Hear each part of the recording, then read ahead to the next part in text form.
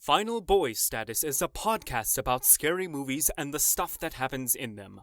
The entire horror genre is generally frightening and disturbing, so if you're a kid, be sure to ask your parents if it's okay for you to listen. Or don't. You'd probably be cooler if you didn't ask for their permission. But then again, I won't tell you how to live your life. Also, we will be discussing spoilers during this podcast, so don't say we didn't warn you.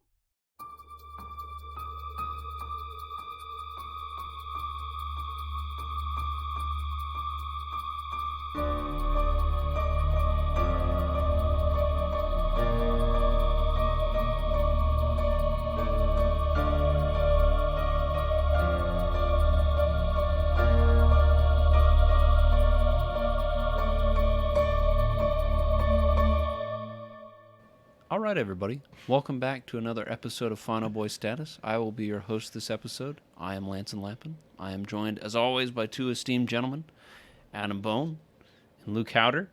Hello. Okay, I'm sorry, but can we acknowledge that right up until you started, this room was pure chaos? Yep. I'm sorry. I'm like really like wigged out right now because it was total chaos, noise on all ends, and then Lanson literally went 5, 4, 3, 2, 1, and somehow miraculously we were quiet enough by one that he was just like, "All right, so here we are." Quiet coyote, please. It was just we really went from like 60 to 0 in a really impressive amount of time. Proud of us. We gotta lock it down for the episode. Locked it in. In this episode, we are gonna be going over the great film, The Babadook. And just to give a little bit of an introduction to us, what we're about on this show, in case you haven't seen us for a while or this is your first time watching, here at Final Boy Status, basically we talk about spooky movies, we talk about survivability. But this episode is going to be a little different because it's not your classic slashers. So, we also talk about the characters, we talk about the movie, we talk about the antagonist. We have a good time. So, without any further ado, let's kind of hop into it. Adam, I believe you have a little bit of introduction to kind of give the people a little bit of context on this guy. Yeah, this is an Adam pick, ladies and gentlemen. This is a classic Adam pick. Yeah. So for season 2, if you've been paying attention, all of us kind of just chose movies we enjoyed, movies that were meaningful to us, or movies we just wanted to watch. Not all of these are going to be meaningful. But this one was meaningful to me. I think it was one of the first horror movies that really got me into the genre. I really enjoyed this movie when it came. I don't know if I saw it when it came out, but basically it's about a single mother who has a single child. He's His married. child is not married. Not yet. Unmarried child. An unmarried Australian child. He's probably single because he's an Australian magician. Let's just get that out of the way. This kid's a dork. This kid's a real square. He's, just L7 weenie. That is true. Now that we've roasted him enough, I guess. They live in Australia. Yeah. Right? That's where this movie was filmed. That's where it takes place. The kid one day wants to read a book. They open the book. It's called Mr. Babadook. It says some creepy, weird, disturbing things. Then the book keeps showing up, and the Babadook starts having an influence over these characters' lives. And that's kind of what the movie is. It's a pretty simple premise where, maybe a premise we've seen a lot. But in this podcast, we will be getting into more spoiler territory. If you haven't seen it, go see it and follow along with us. But yeah, that's basically what the movie's about. Oh, yeah. This is for sure one where I would actually say, if you haven't seen the movie, do yourself a favor, pause the podcast, go watch the movie. Go watch. You don't need to finish this until after the movie. Pause it. Pause it. Come back. We'll be here. We'll wait for you. Don't. We'll just, I got nothing to do, man. No, I mean, some movies, I could go one way or the other. The Happy Death Day movies that we did to kick off the season. Yeah. Honestly, if you didn't watch Happy Death Day 2 and you just watched our episode on it, that's okay. Fine.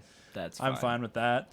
But no, The Babadook, I would genuinely say just go watch it. It's good filmmaking. It was very low budget. really groundbreaking. I think very highly of it as well. It was a very meaningful film when I watched it. So, yeah, I would say go check this one out.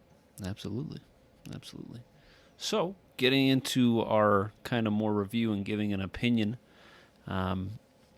portion of our episode, what we like to do is we give a rating out of 13, both on the quality, what we liked about the film, as well as scariness, also out of 13. So, why don't we start with you, Adam? What, just as a general opinion, like, what did you think? Sure. So, like I said, this movie's really awesome. I like it a lot. I think it's very simple, and if the premise was just written down on paper, you'd be like, yeah, I've seen it 100 times. So I think one thing I guess it doesn't have going for it is originality in the premise, in the simplicity of it. But what it does very, very well is takes the themes that we're very familiar with and the background that we've seen before and really takes it and brings it to new light in ways that until seeing this movie I hadn't seen before. I think after this have come out and maybe other movies have kind of done this. But this was the first time I saw something that really was metaphorical. Something that was a little bit more on the nose than your average movie where it's like we're going to play with these themes, but mostly it's going to be this horror thing. This movie is very 50-50 where we're dealing with this family of two and they're dealing with some grief.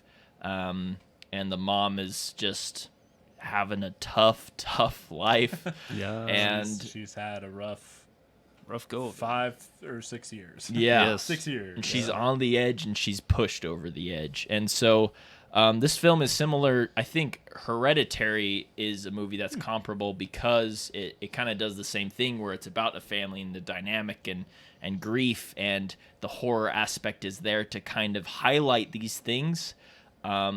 But it doesn't detract from it and it doesn't overshadow the main themes. This is a little bit more on the nose, I'd say, than Hereditary, but I love it a lot. I think the end is a really cool resolution, something you kind of don't see with horror movies. For being super low budget, for this being the directorial debut of Jennifer Kent, I had to look. I think it's a great movie. I'm gonna give it an 11 out of 13. Really good. Wow. Again, it was pretty simple, and I think it doesn't break super amazing ground in what it does, but very, very effective and very, very simple. Very nice. And your scariness score, what would you give it?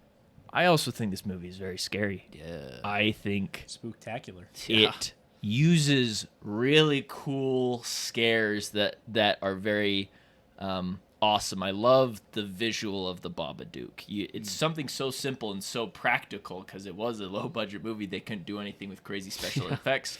They had these weird hands that had long fingers. They had this trench coat and they had this hat, and they're like, we're going to make this a scary image. And they did. You saw the mom see this image around. She's at the police station. She's like, what is that hanging up there? And the guy kind of moves in front of it, and you're like, what the heck was that? She's seeing this image everywhere, and that image is super scary and super visceral, I think. And the movie does well keeping things in the shadows and not letting you see them. Yeah. The sound design is really scary. I think whenever the Babadook is doing his Babadook thing and you hear the cicadas in the background and all those things are really just kind of tied together to make it very uneasy.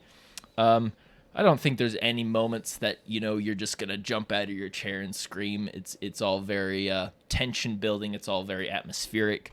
But I think it has a potential to stay with you after the movie. I don't remember specifically if it did when I first watched it, but I think definitely you're in a dark room and you see some clothes hanging up. You're going to be like, is that the Babadook?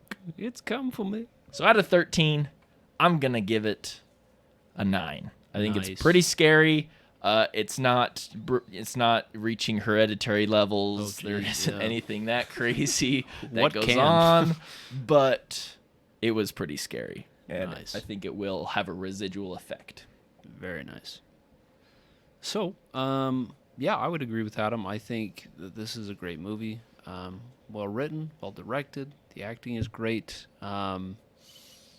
yeah, overall quality, I liked it a lot. Out of 13, I will give it a 9 out of 13. And then as far as the horror aspect, I mean, geez, the Babadook is just terrifying. Like these long, spindly fingers, and this guy in a trench coat, and it's got this weird face and a top. Yeah, it's not a good time. But I do have to say something that I feel like maybe not so much as a horror aspect, but I guess I'll lump it in the umbrella of the horror aspect, is the discomfort that you feel in all of like a lot of the social situations that each character is in. I think really helps with the tension of the film and to establish like the uneasiness that's throughout it, and some of the themes and topics and metaphors that it makes is very appropriate with using that. So out of 13, I'll match it with my general score. I'll give it a 9 out of 13. Oh, kapow. Niner. It's talking about the spooky thing. I feel like I have to fess up to something. But I started the movie on one side of the couch, and about halfway through, I got up and I moved to the other side of the couch. What I didn't tell you guys was because the side of the couch I was sitting on originally, I have my back to just an empty room and an empty hallway, and having that space behind me and like slowly got like so uncomfortable and like creepy to me that I had to get up and move to the other side of the couch where there's just a wall right behind me. Right. Just to have that comfort of like, I know for a fact what's behind me. It's just a wall. Like just the ambiguous thing of like the hallway behind me is there's too much room to breathe here. So, no, I was cracking jokes the whole time because I know that this movie, scary wise, really gets to me. I don't know what it is about this movie, but it hits all my triggers. I don't know what the highest I've gone for a scare score is. Yeah. And We gotta have a sheet with these. We need to make an Excel sheet. yeah, we have Get to the statistics. we have to know like what our rankings were back in the day. And I will admit, the second time through, I wouldn't say this is as scary as my first time watching it. Sure. First time watching it, I was just like, I was such a baby. Just the whole time, I was like, just every scene. But this time watching, I had a lot more self control. I don't know how high I want to go. I'm gonna for scary. I'm gonna give this one a 10.5 out of 13. Pow. Yeah, I don't know that I'm ready to break ground on that 11 score. I may have already given a movie an 11 in the past and just forgotten about it, but right now I feel like the 11 score is a bit impenetrable, so I'm not ready to give that out yet. But this movie I find very particularly creepy, very atmospheric in all of the best ways. Movie itself, jeez. Quality. The movie itself, it's really interesting that Adam pitched this as like a very unoriginal movie, because I don't think I would have ever framed it that way. Like, I guess if I stop and think about it, the idea of like a single mom and a kid and a monster haunts them, yeah, that's been around, but I don't think about it at all when I watch this movie. When I watch this movie, I'm thinking the whole time, like, I've never really seen anything like this. And like Adam said, the imagery and the sort of and the darkness of the story is so perfectly married into like the themes of it. And obviously this movie is very, very metaphorical and symbolic, and I don't know how much we're going to get into that or if we want to get into that yet. But I'll talk about it. It's a beautiful movie. I've cried both times I watched it. It's really something. It's not just here to spook you. It has something to say, and it's really well made. Especially like you can kind of tell it's a small budget because they're very strategic about how everything's done. But it's good. It's good filmmaking. Out of 13, I'll broach the 11 ground for this one. I'll give this one an 11 out of 13. Very nice. I'll put it right up there. Penetrated. If it's a movie that can spook me and genuinely make me feel like very strong emotions, strong enough that I shed a tear, I'm gonna get it up there. I'm gonna put it up there. Yeah, for sure. Burps. Excuse me. You say burp instead of burp. I thought I was coming, but then it didn't. And, burp. Anyway. So. I really misheard what you just said. And I was Burp. like... Burp. Just, sorry. Burp. You said I thought it was coming, and I thought you said I thought I was coming. And I was like... Lanson's never been like this much of an animal on the podcast before. I'm not prepared for this. This is new territory. I'm in the unknown. I'm in the wilderness, and I don't feel physically prepared to handle this. I can't handle this right now. Babadook finna make me act up. Tell you what. Do it how they do it on the Down Under. That's why they had to have the vibrator scene with the mom. The Babadook's just so hot. Oh. It's like looking at Steve Bannon in some shorts. Yeah. Spindly fingers. Oh, those chapped What knees. those fingers do. Which is a great segue into talking about our antagonist. Adam finna find out. You finna find out quick. Tell you what. So, usually, at this portion of the episode, we like to talk about and profile a killer. However, this isn't your normal slasher movie, but we'll still kind of talk about our antagonist, the Babadook, what that means, what we think it means, if we want to get into that. So, yeah, let's just open up the floor. Let's talk about Mr. Babadook.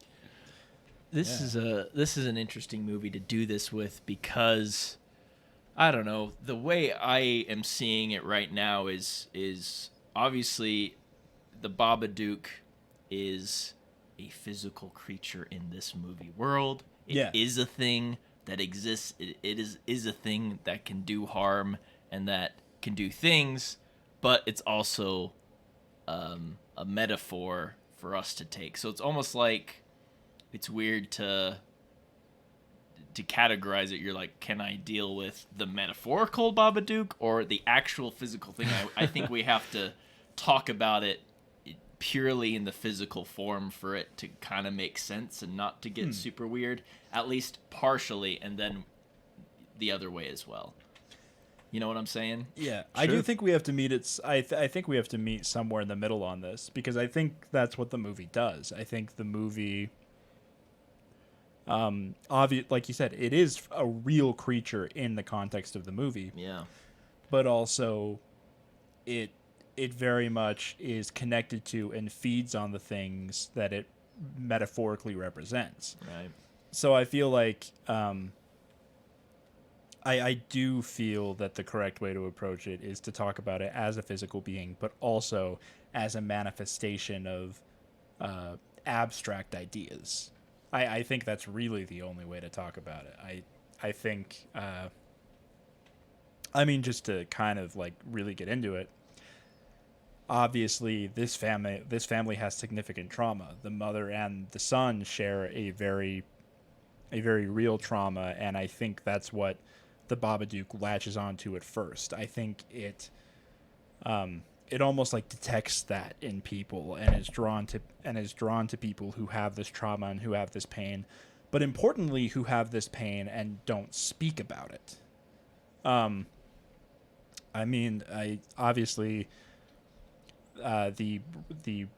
writer, the director, it seems clear to me that they intended the Babadook to be a metaphor for various things, but like primarily grief. I think also like mental illness. As somebody who has suffered for a lot of my life with like mental illness and things of that, and I've been very vocal about that.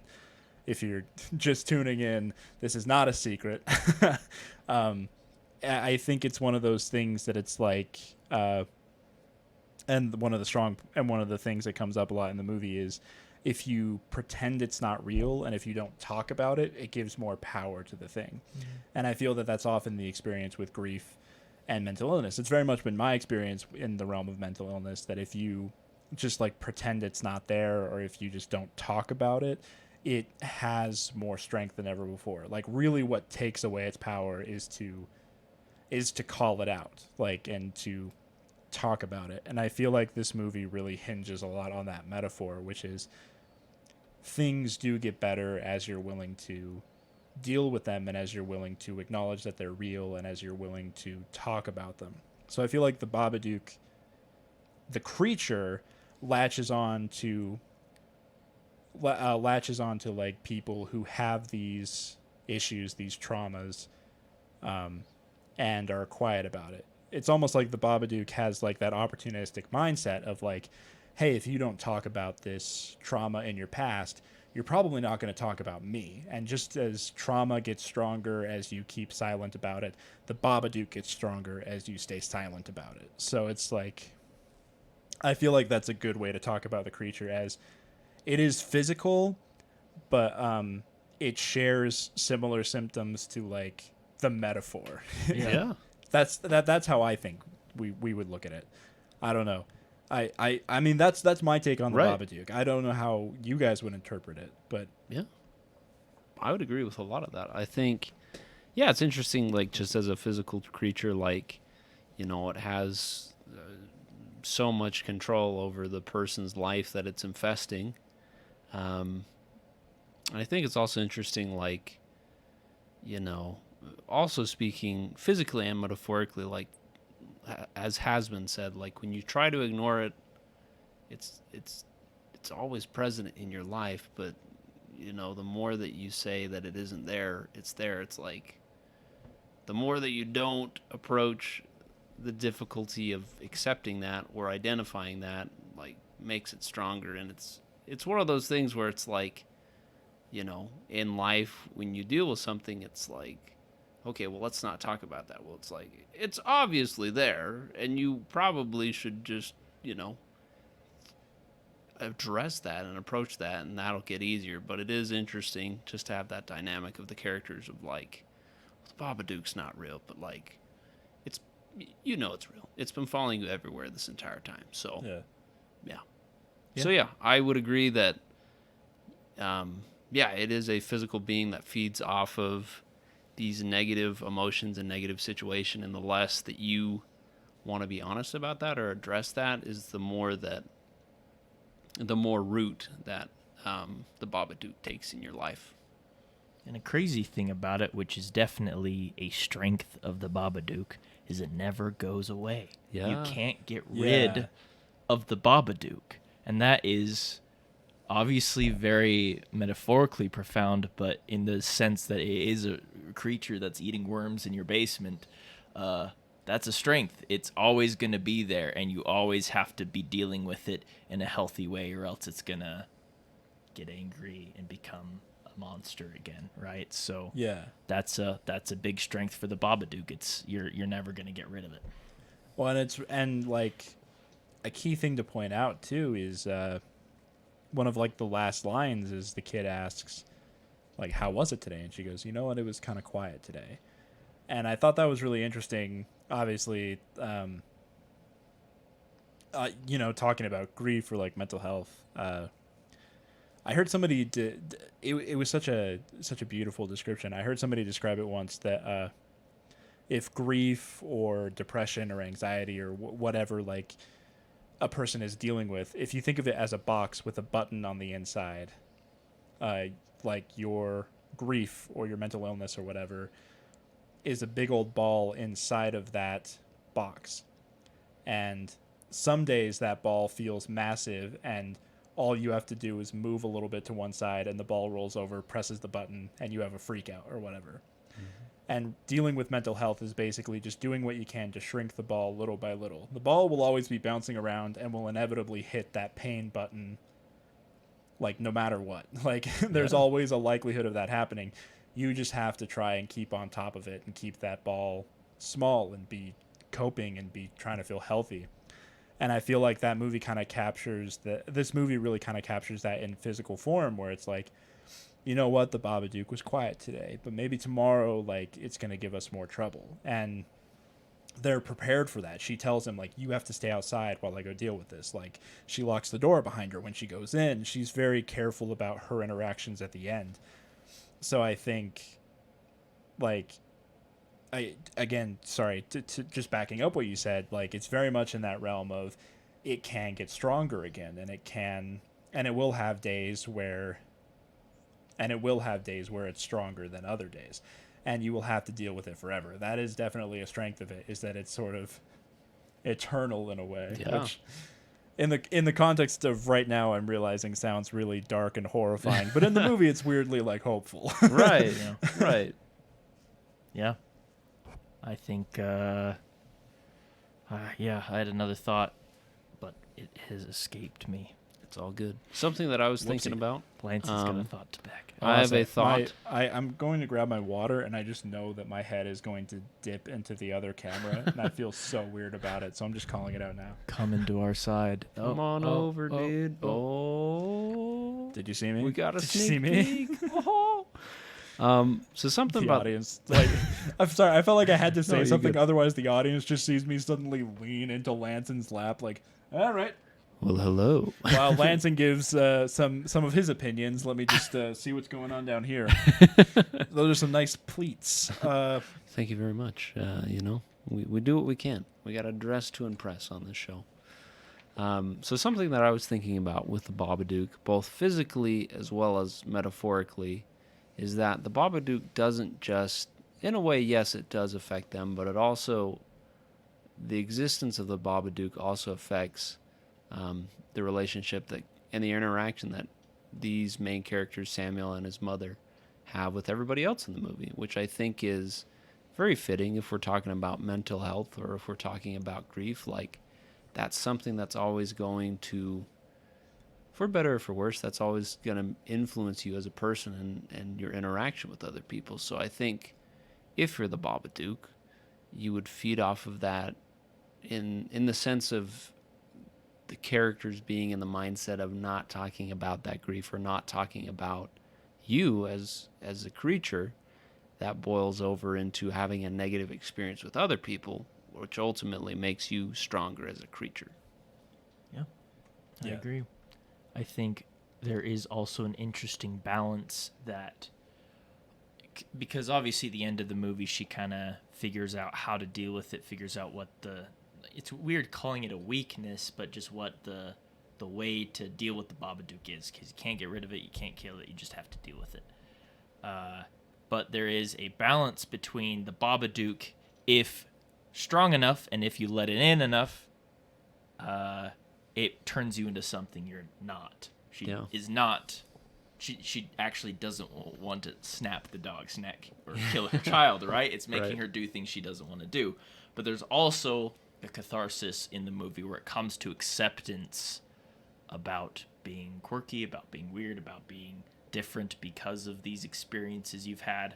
So I think it's very easy for the Babadook to influence people into the extremes of those things where you're acting like somebody you don't want to be. Yeah. You're almost possessed like that's kind of how the movie shows it, is almost like a possession where she's just totally not in control because of the Babadook, and if you let it get to that point, that's what it does to you. So that's a big strength for the Babadook as well, because there is catharsis and importance in accepting it a little bit, but when it's to those extremes, then you're somebody you don't want to be, and you're killing the dog, and you're killing your son, and it's not a good day It's for just anybody. a bad day. It's a bad Friday for everybody. Yeah. Not a good time. Yeah, I think excellent points all around. Again, both in the metaphor and with the creature itself, it seems that isolation is key, because like it's like first order of business during like the full possession is it has her take a kitchen knife and cut the phone line and like, you know, turn all the neighbors away. She tells her son, like, we don't talk to your aunt anymore, which is like a really weird and intense moment. Yeah. And it's like, and we don't like have context of this. Like, this is like every time I start to talk about the Babadook as a creature, I'm just gonna end up talking about mental health. So sorry. But what's like really something I think that is interesting to think about is one of the things that can really let like a mental illness settle into you and like get in you the way like the Babadook does is sometimes you have that thought of like, I'm the only person who understands what it's like to feel this, or it's like this is only happening to me. And so it would have been kind of interesting if we had some sort of resolution where she said something about the Babadook to somebody, and they're like, "Oh yeah, I have one in my basement too." Because it's like, because I think something else that happened within the context of the movie is like when she first tries to go to the police, they're just like really like, okay, you burned the book. There's a guy. I don't know what any of this means. Yeah. Then she sees the coat and she's like suspicious of them, and she's like, oh, they're not gonna understand, and she like dips. Yeah. And then like they obviously she has a fight with her sister, and she's like, well, my sister no longer understands, so I'm a dip. It's like the Babadook feeds on this idea that you think you're singular in some way, that you're that you're like the martyr standing alone in the field or whatever. Yeah. And so it's not really touched on in the film very much. It's kind of just thematically around a little bit, but it seems like the Babadook would get weaker as you let people in and you try not to be isolated. If you actually like turn to others for help, obviously, like she very nearly kills her son a couple of times, and the first time it's averted because the neighbor shows up, and she just is very sweetly like, "Are you okay? Are you like, I'm worried about you?" And that like calms down the Babadook enough for a minute that like she kind of starts to come back to her senses, but then it overtakes her again. Yeah. So it's just kind of one of those things of like, and also like physical isolation. Like they don't leave the house. Like after like, I don't even know when exactly it happens, but basically like the second half of this movie is all just in the house. Right. They don't want to go outside. They don't do anything. She doesn't want to do anything except sleep all day and watch TV all night, which again is a very like mental illness thing that's a little too relatable. But it's like the isolation, I think, somehow keys into it. It's not really touched on as much as other stuff, but I feel like that is a good weakness that you could potentially exploit with the Babadook, is he clearly wants isolation. He clearly wants the mother to think that the Babadook is the only creature in the world that understands her or whatever. And again, like within the context of the metaphor, that's something that comes up all the time too, is like the thought that you're singular and that nobody will understand, which is very often false. So potential weakness, not confirmed in the movie in any way, but seeking connection instead of isolation would probably go very far. I would agree. Yeah. That's a good point. I hadn't thought of that. I barely think at all. Here's a nugget that I would like to hear you guys' thoughts on. Yes. Because it was a very isolated incident, and I think there was one moment for me that was world building. It could be interpreted as like, oh, she's just seeing stuff on the TV. But there's this TV program where it's the news, and they're talking about a woman who actually kills her son with a kitchen knife. She took some shots at the police. They shot and killed her. And then you see Essie Davis's face in the window, and there's that whole moment. And it could have been kind of like a oh, she's like projecting her own future through the TV. But to me, it was like actually happening, and it wasn't a case where a Babadook had won in that situation where it led her to do that thing and destroy their life. And she was just watching it on the TV and then saw herself in it. As if, now the Babadook's getting me too. So in this world where, again, the Babadook is a physical thing, it's not really said if there's multiple Babadooks or if it's the same Babadook going around to different people. I would say there's multiple of them, because if you have it, you can't get rid of it and it's always there. But maybe it killed that person and they came to this person. So that's kind of what my thoughts are. I'm not quite sure, because, again, it could be interpreted where it's just like, because she's just seeing stuff on the TV and this whole sequence of crazy things that probably aren't actually there. But to me, it's kind of world building where it said, look, there was a situation that the Babadook came and killed this entire family, and now it's coming for this family. And so, I'm not sure if there's multiple of them again, or if it's just one. What are your guys' thoughts about that? Yeah, that's a good question. I think that would be really interesting if there were more than one, and that they were just kind of like scattered throughout the world, you know? Yeah. Because if we're also, you know, metaphorically and physically, like, I think it's also interesting, too, because, I mean, with the news, I feel like with good news or bad news, human nature is infused in there. So there's like a reflection of yourself of what you could do, where it's like, I feel like the Babadook reveals, like, obviously with like killing your dog and almost killing your son, it shows you that capability that you have.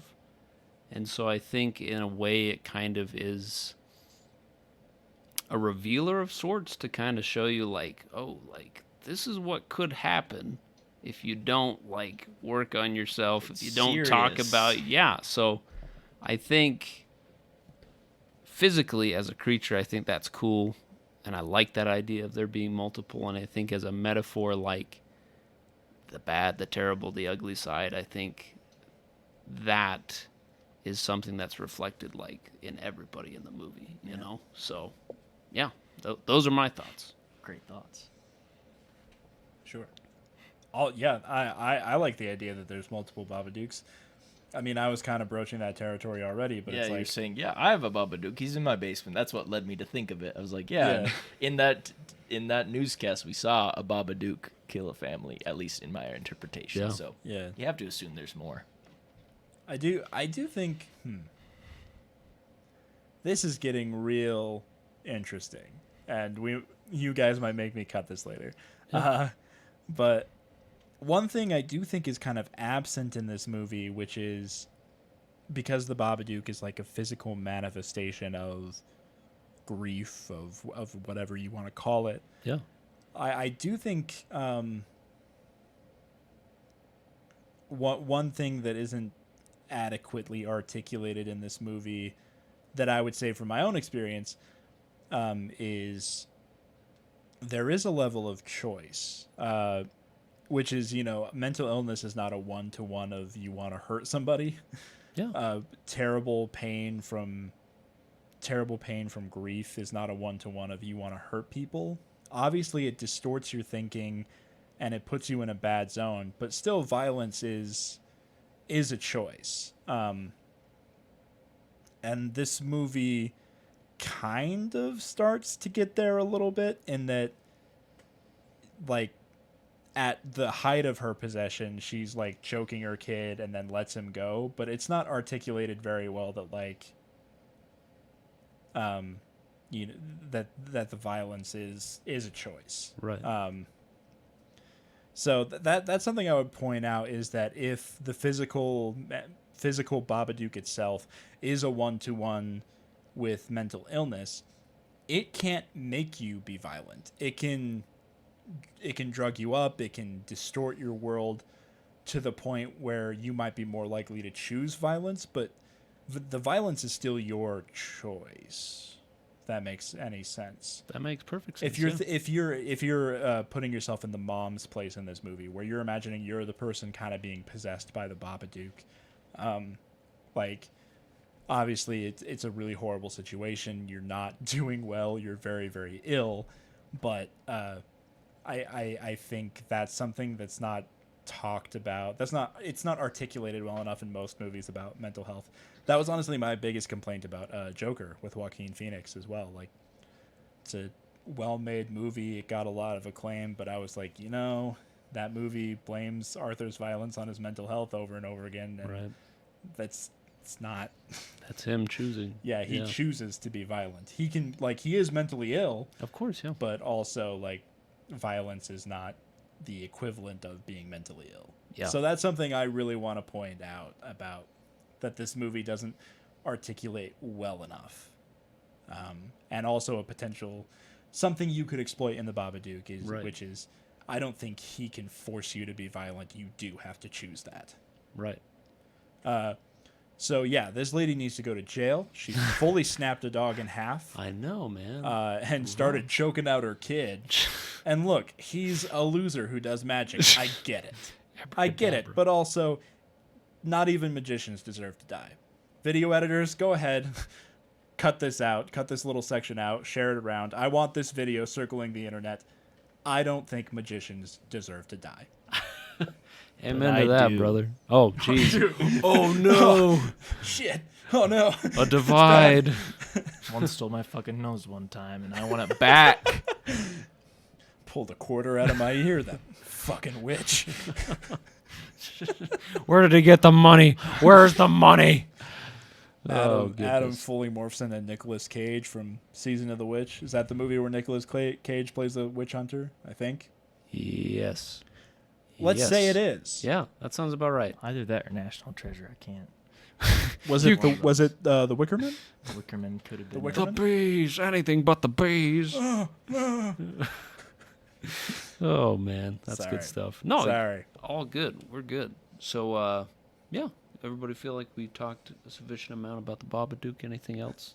I feel like for time reasons we have to move on. All right. I feel like He if we does have sit, the spindly fingers. Yeah, you can He pick could a lock. tickle the crap out of you. I mean, we never see it on screen. It just like the Babadook like falls on her, and then there's like the sound of him just like ripping her apart. So there's that. So, yeah. Good for you, Babadook. Them spindly figures. He can Them do spindly what those figures. fingers do. That's What what them fingers do. That's what they do. That's what they do. So, this is also a portion of the show where we talked a little bit about our victims. If this was a slasher film, which this is, this is different. We've talked a little bit about the characters. Is there anything else that we kind of would like to bring up? Anything that stood out? This is kind of a very weird thing to bring up just out the gate, but it's been bugging me. Yeah. And I'm going to get it out. I think Do it. that scene at the police station, I think those were terrible police officers. Yeah. I hope I wasn't the only one that thought this. She did come in. She looked a little crazy.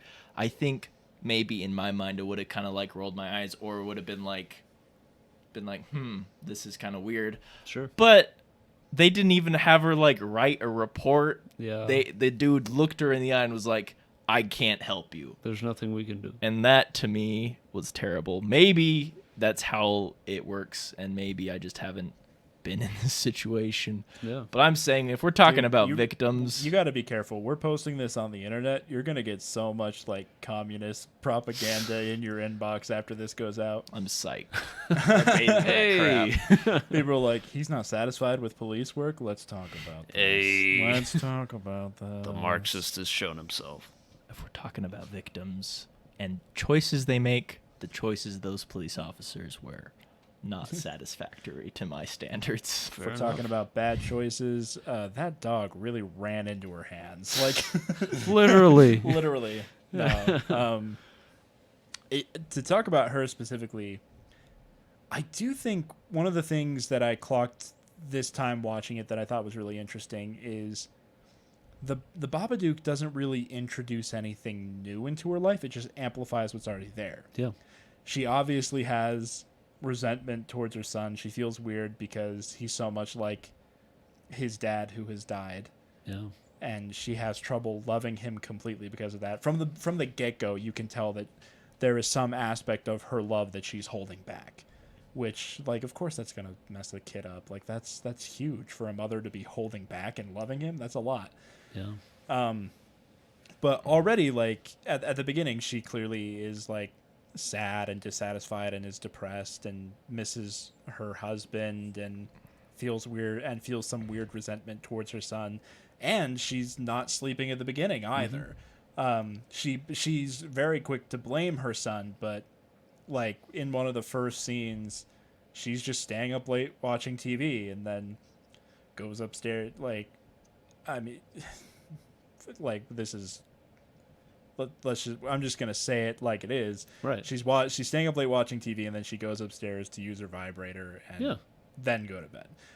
So, like, she's blaming her son, like, I'm not sleeping because of my son, but also one night when he's just genuinely in bed, like, trying to go to sleep, she's just staying up late anyway. So she's clearly not sleeping. She's clearly not feeling very happy. She clearly feels some level of resentment.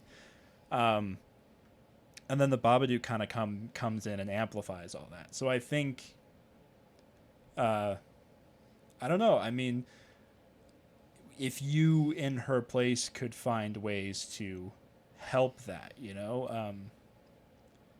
And again, like I said, it seems like I said this earlier, but it seems like the Babadook is attracted to people who suffer silently because it's like, oh, well, they're not talking about their grief. They're probably not going to talk about me either. I'll just slip right in here.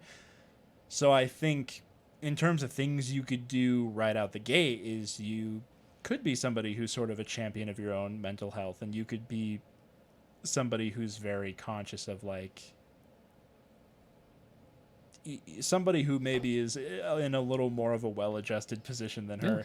By the way, I'm not trying to like shame her or anything. Obviously, she went through something really traumatic. Like at the very end, we get the briefest visual of what she saw when her husband died, and like I would have trouble sleeping too. So it's like I'm really not trying to shame her and be like, man, she should just get over it. But like, she definitely could have put in more work before this. Yeah. You know, at the very least, she could accept.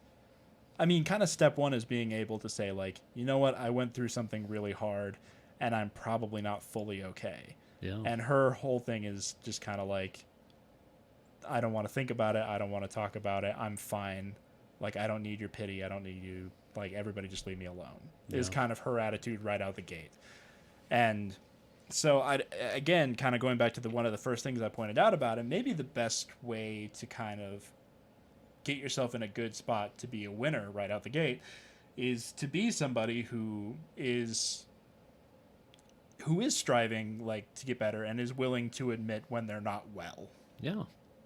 I say that like it's easy. It's not, but Yeah, for sure, man. That's the first barrier for everybody. Is just admitting that you're not well. Absolutely. I would agree. Yeah, I think the biggest choice and decision, obviously, like going through something hard like that, it's not like you can just wake up and will yourself to be like, I'm getting better, I'm better, you know? It doesn't work like that, but you do have to order a self-help book off Amazon. That's really the only way to kickstart. All right. That's really the only way to kickstart Dabda. Oh man. But yeah, you definitely have to give yourself a fighting chance, and you definitely have to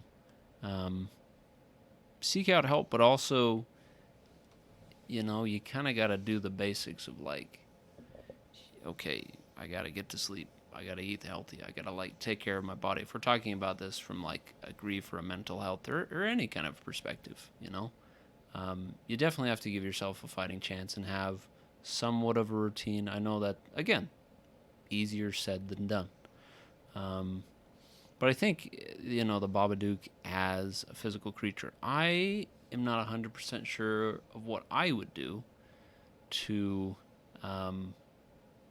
combat that. I guess maybe letting people in a way of like, hey, I'm going through something, like with her neighbor. That would be a good opportunity to be like, you know what, I'm feeling overwhelmed, you know, because being a parent is very, very hard. So, you know, it's all good if you want to like say, you know what, can Samuel stay with you for a little bit? I need to work some stuff out. I need to kind of have some me time. I think, yeah, obviously just saying like, there is a problem. There is a creature. This is not an imagination. Like, I straight up crashed my car. I have all these negative things in my life. Like, something's got to change. I got to admit that this is a thing, and then start from there. I think would be my perspective and what I would try to do in that situation. Yeah. Well, and it seems like the Babadook kind of puts all its chips on this idea that there's something she's not going to let go of. Sure. Which is her husband. Right. Like it's almost like the movie's kind of trying to say the reason she can't fully love her son and be a fully present mother to her son is because she's still holding on to the dad. And it feels like the Babadook in a lot of ways is like banking on that, which is that she isn't going to be able to let go of him. And so maybe that's another thing just to point out is like, it's really ambiguous, you know, as like how she backs it down and gets it in the basement. How that happens is kind of ambiguous. But like, I think it might just start with like being willing to let go of the thing that, like being willing to let go of that thing. So in terms of her, it was like being willing to let go of what was in favor of what could be with her and her son. Yeah. I can't speak as to what the equivalent of that would be with like other forms of mental illness, but like it seems to be very invested in the idea that there's something you're not going to be able to let go of. And in some ways that's kind of a one-to-one with mental illness in its own way, which is like you have no control over your mental illness until you let go of the illusion of control. It's like the more you obsess and the more you think you can tighten your grip on it, the more unruly it becomes. Like there is a weird freedom that comes with like just being willing to like let go a little bit. Yeah. I don't know. I definitely see that. This is all very abstract. It's Adam is posed like a Greek philosopher being molded into a statue. Call me David. I was trying to articulate what I was thinking, but I kept looking over at Adam, and I was like, we have a strict rule about Adam being handsome on camera, and he's breaking that rule right now. It's really hard for us to be able to keep on track and keep focused, but we'll try to power through, I suppose. We're professionals. We got to keep going. The show must go on. So yeah, is there anything else that we want to talk about with the characters or anything that came to mind? I think a small thing. Yeah. Again, I just trashed on the police officers. I don't know why this whole scene is sticking out in my mind. Yeah. But to give them credit, she did burn the book. And if she's ever seen a horror movie, you don't burn the book. You don't burn the book. You don't burn the book. You don't throw it out. Fire does nothing to supernatural entities. And especially just gets rid of the evidence if it isn't supernatural. So either way, she shouldn't have read the book. She should have brought it to the police, even though we know it wouldn't have done anything because it's an evil creature. Right. I think that is a decision that was really stupid and could be avoided if you just didn't burn the book. Fair enough. That's all I have to say about that. Very nice, Forrest. Right. Anyway, moving more towards the championship rounds of final boy and final girl status. I suppose this we're is in the final bracket now. We're getting there. So yeah, basically what we do is we talk about if we could make it to final boy status, which is you make it almost to the end of the movie and then you're the last one to get killed, or final girl status where you make it through the entire movie. Obviously, this is not going to fit that mold, so it's going to be a little bit different. But what do we think as far as like final boy status? How would we even describe that, or what would that even look like? I mean, I guess final boy status is like feels like the binary choice here is we either succumb to the Babadook or we don't.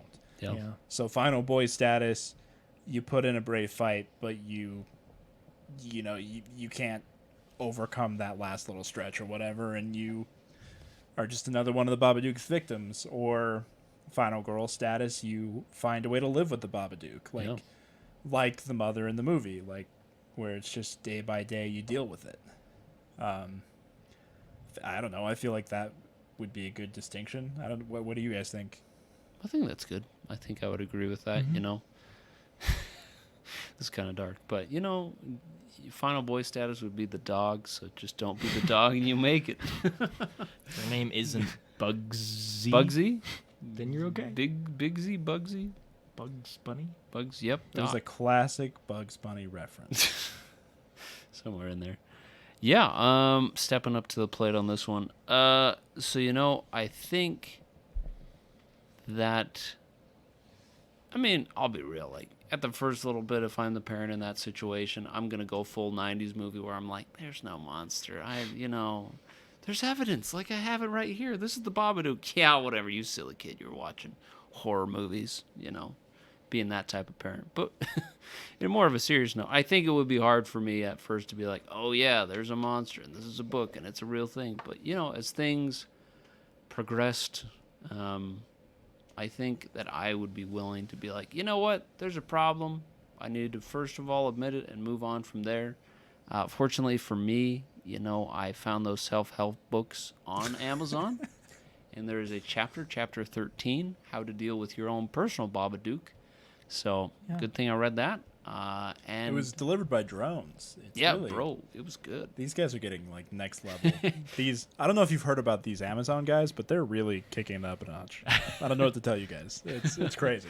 Yeah, so that would be, in a serious / not so serious way, how I would deal with the Babadook. I have the way to beat the Babadook. Oh, Heck dude, yeah. right? Yeah. You find someone who's sadder. The sacrifice move. The Find sacrifice. I someone love it. who's sadder than you. Yeah, Who's a degenerate piece of shit. Who's already kind of basically her at the end of the movie anyways. Right. And he's just going to feed the crap out of it. It's going to forget about you. It's going to go. I That's like how it. I'm beating Yeah, it. just break the You will hungry- a little bit. You hungry, boy? You hungry? Have a look at this guy. Oh, wow. The sadness is... Oh, my gosh. The scent is pungent. So I will make final girl status. I don't know if we're I there like yet, it. but I'm going to do it. I think so. I like it. Oh, hi. You both turned to look at me at the same time. That was great. Jeez Louise. Final boy status, like, yeah. I'm thinking of, like, in real life, like, the real, like, yeah, I really hope this doesn't come across, like, really severe. Like, I promise, like, it's all good. I'm good. But, like, when I think about, like, the real life mental breakdowns I've had, I never got anywhere near that. Yeah. Near the level she got. So I'm like, you know, I think I could go final girl status. I think if we're again going the 1-to-1, my own personal experience with it was like I never had a mental breakdown severe enough that I was just like lost into the ether. Yeah. I usually am able at some point to be like, oh man, ooh, I gotta like call my mom or something. Yeah. I should actually give love to this child I've been raising for 6 years. You got to figure this out. No, I mean, the very genuine answer is I feel like I've kind of had my own version of the Babadook for like a while now, and I'd like to think it's going well. So yeah, I'm going to give myself final girl status. Follow-up. Keep the struggle. Alternatively, I think I could get final girl status because I would just take his top hat and like Odd Job from 007 style. Oh, yeah. I'd go full what's his name from Mortal Kombat with the hat. Kung Good Lao. old razor hat, whatever his name, who cares? Whatever his name is, yeah, like I feel like I should have a funny answer to this question as well and not just a genuine one. Yeah. So my funny answer is I take this guy's top hat, right? Mm-hmm. And while he's like looking around, skittering around the house looking for his top hat, he's so dumb. I just like go downstairs, I just get on the grinder bench, I sharpen that stuff up a little, just full decapitation when I walk back upstairs. He's like Frosty the Snowman. That's where he gets his power. Right? Yeah, So if you he- take it away from him. He's like Frosty the Snowman. If he sees the sunlight, he'll melt. That's right.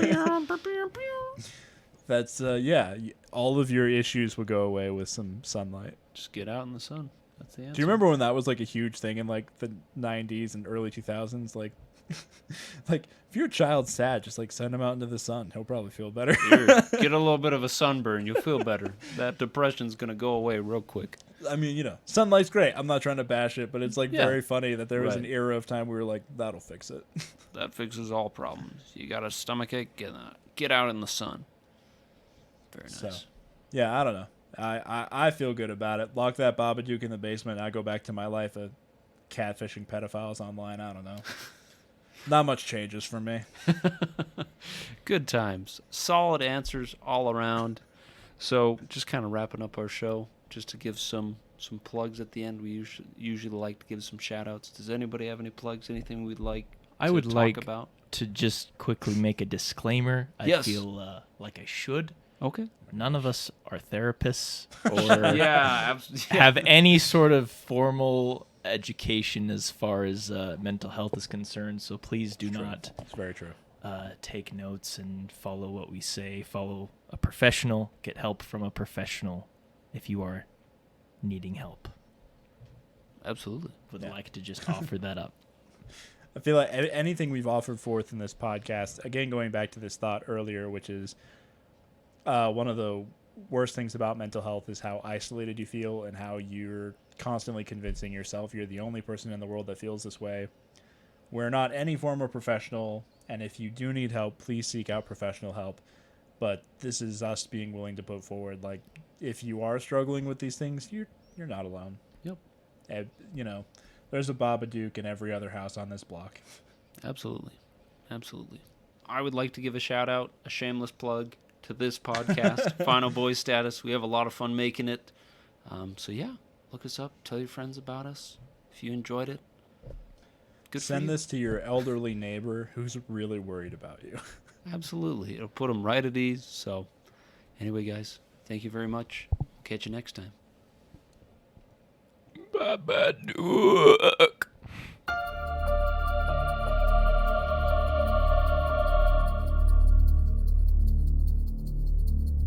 This has been an Underqualified Idiocracy media production, produced by Lanson Lappin, Adam Bone, and Luke Haueter. Theme music for the episode was written by Rachel Robison. You can hear more of Rachel's music at rachelrobinsonmusic.com. You can also find her on Facebook, Twitter, and Instagram by searching at Robel Racheson. Artwork for the YouTube version of this podcast was created by Trinity Rodriguez. You can follow her on Twitter by searching at InstrinBaby to see more of her work. This podcast was recorded in Underqualified Studios and edited by Luke Haueter, with special thanks to Mike Fuchs for providing audio assistance. The illustrious voice acting providing the intro and outro of this episode is Shane Alvey of the Paradox Files voice acting. You can explore more of his work on Facebook, Twitter, and Instagram by searching at The Paradox Files.